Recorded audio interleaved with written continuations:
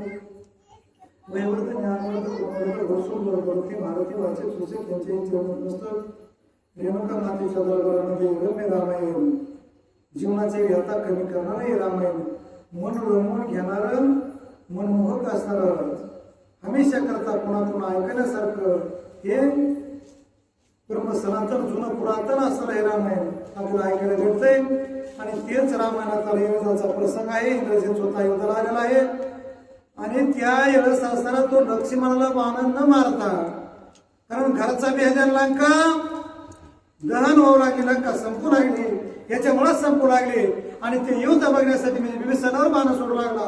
हे युद्ध बघण्यासाठी 33 कोटी देव दानव मानव राक्षस सगळे असणारे इंद्रचंद्र वरून हे सगळ्या पाहण्यासाठी आले आणि तुम्ही आम्ही ऐकाय साठी सुद्धा आलो तसं असताना त्यासाठी त्यावेळेस युद्ध सुरुवात झालं ते ऐका. इंद्रजिताचे सर्व बाण येतारे कोणी लक्ष्मण वरच्या वरी तोंडी आपण विभीषण रक्षावया. विभीषणाचा सांभाळ करण्यासाठी शरणागत वज्र पंजर कारण तो शरणागताला ढकाही लागून देत नव्हता असा लक्ष्मण होता. विभीषण शरण आलेला होता आणि तो लक्ष्मणावर बाण न टाकता आपल्या चुलतेवर लक्ष्मणाच्या शरणागतावर पुन्हा पुन्हा बाण असताना सोडित होता. एकही बाण त्याच्या अंगाकड लक्ष्मण येऊ देत नव्हता. वरच्या वर खाली सुद्धा नाही वरच्या वर तोडीत होता.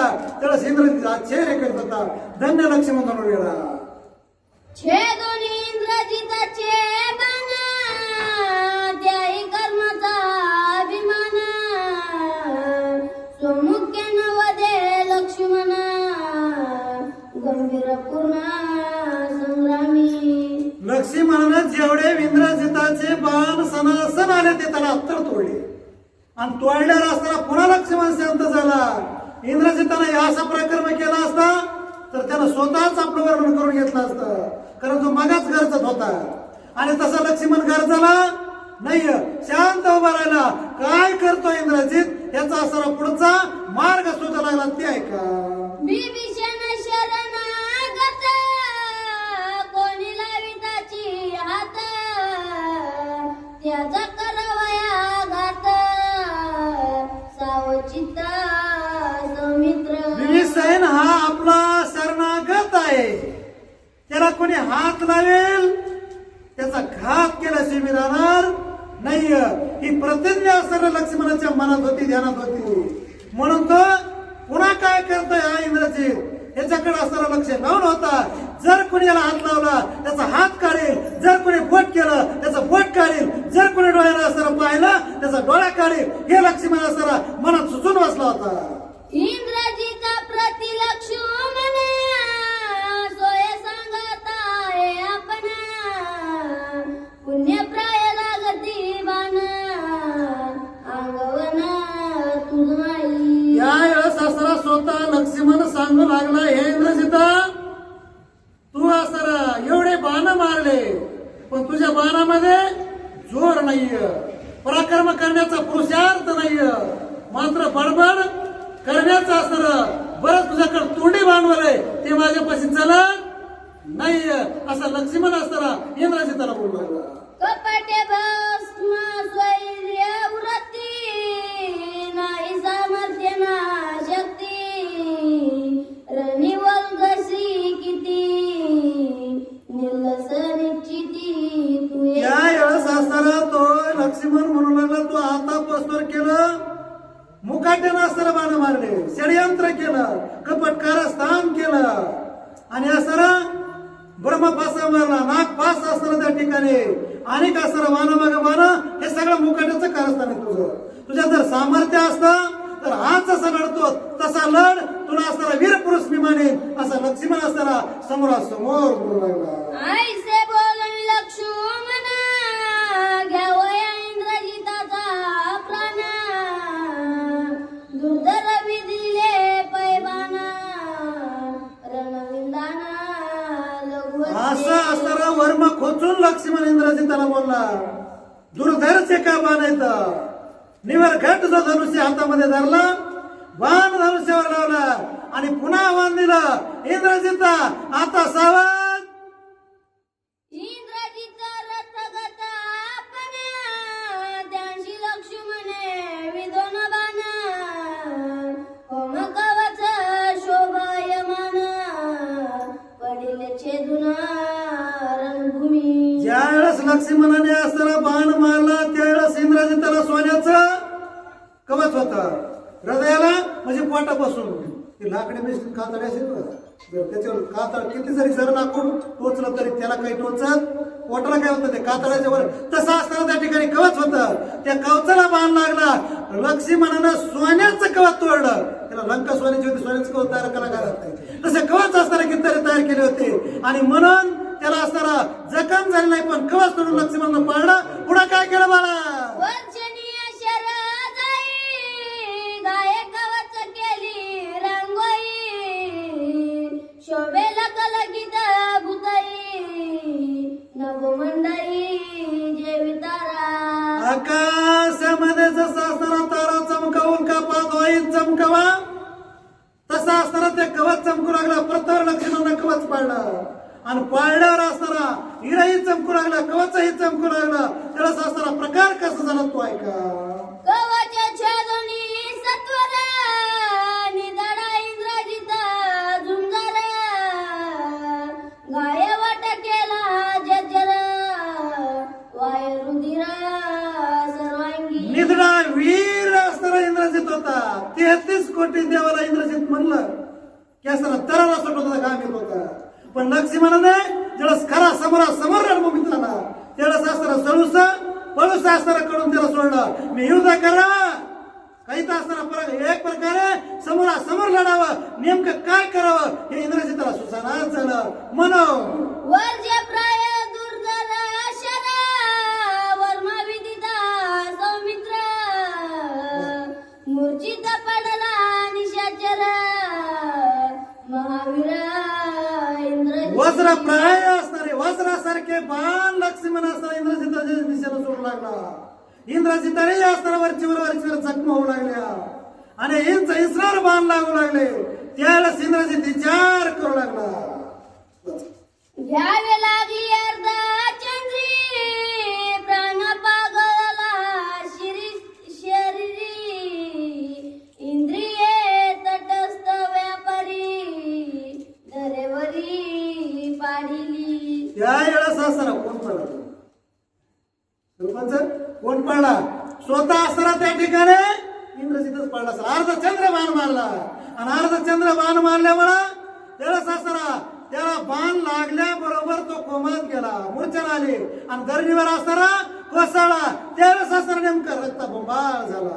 चैतनाला पायंतरी आठवण आठवे शरीरी मुडमाती जरेवरी घटकाचारी मूर्छित. इंद्रजित असताना 4 घटका स्वतः त्याला कसल्याच प्रकारची सूद राहिली नाही. कारण लक्ष्मण तापला होता, वैतागला होता, क्रोधात येऊन असताना मनामध्ये होता.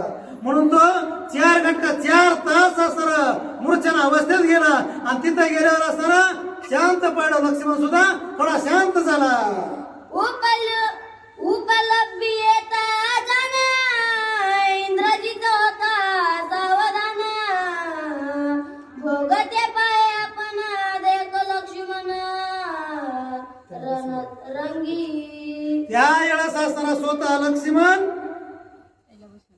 आणि स्वतः असताना त्याला विचार करू लागला आणि त्यावेळेस ह्या कोमात गेला, मूर्छेच्या अवस्थेत इंद्रजित गेला आणि गेल्यावर असताना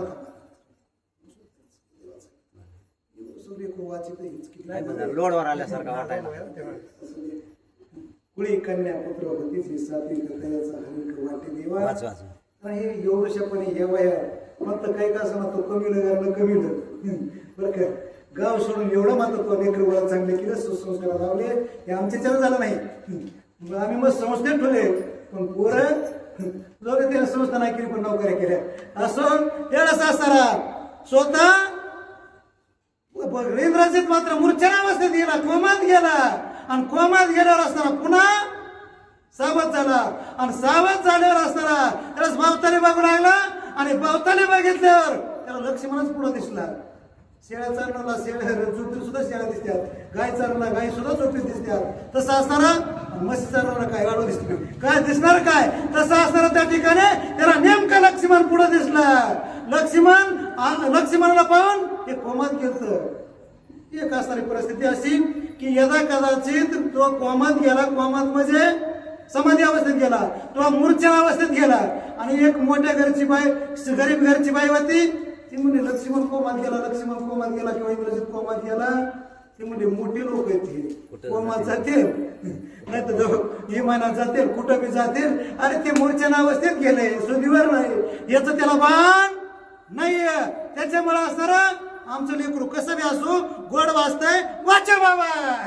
हाती आवनी मेला अंतकांतकानी दडा महाकाचा सवगडा देखील पुढा सौमित्र. हाती मेढामध्ये धनुष्य बाण घेतला कोणी? लक्ष्मणाने. हे झोपेतून उठाव तसा उठलं, भवताली पाहू लागला इंद्रजित. पाहिल्याबरोबर जरा डोळ्यावर पाणी घेऊन बघितलं आणि बघितल्याबरोबर तो म्हणला जसा तसा इंद्र अजून लक्ष्मण उभाच आहे.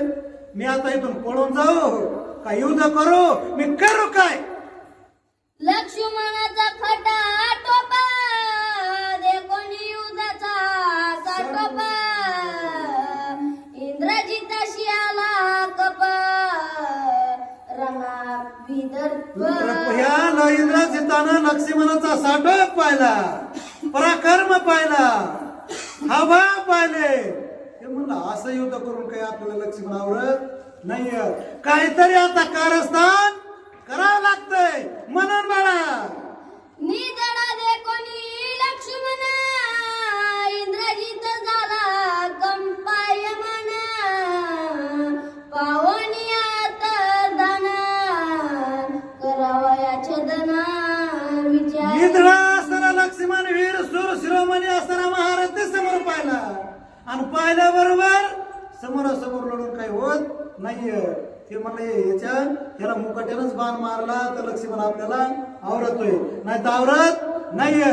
म्हणून तो जागेवर अंतर्धान पावला, कुठंच दिसनाच झाला, डोळ्याला तर दिसाच ना. आणि त्यावेळेस असताना काय घडलं ते पुढच्या वेळेस बाळा. करावया लक्ष्मणाशी छान इंद्रजित वर्ष मितबान कैसेच वर्ष लक्ष्मण बाणे गगना व्यापिले. गगनामध्ये असताना इंद्रजित अंतर्धान पाहून असताना मुकाट्यानं बाण मारू लागला. जिंकून बाण येते त्या दिशेनं असताना लक्ष्मण सुद्धा बाण मारू लागला.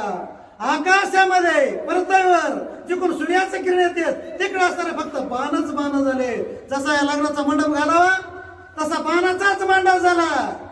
आणि त्या बाणाच्या मांडवात फक्त इंद्रजित आणि असताना लक्ष्मण दिसू लागला, दुसरा कोणी दिसच न झाला. काय घडलं?